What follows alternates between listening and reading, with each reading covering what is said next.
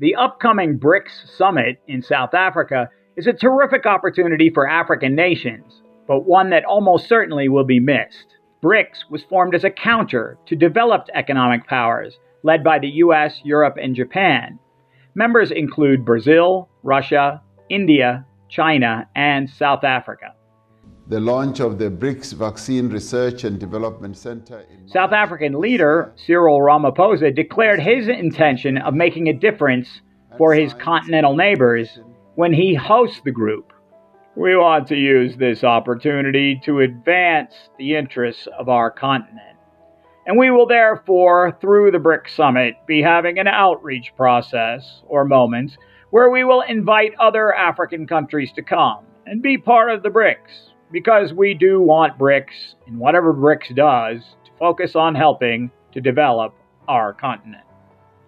The Brics group often takes a very anti-Western stand.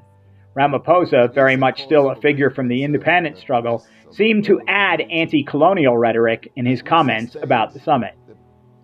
Our continent was pillaged and ravaged and exploited by other continents, and we therefore want to build the solidarity in Brics to advance the interests, of course initially of our own country, but also of the continent as a whole.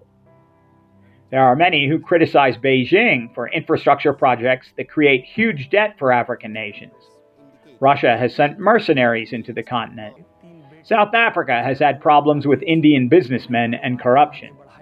But overall, this is an opportunity for African nations to come together to try and negotiate collectively, get a better deal from these emerging economic partners.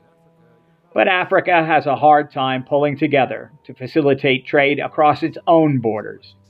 And China has been especially focused on pursuing bilateral agreements that allow it to bring Chinese workers to Africa.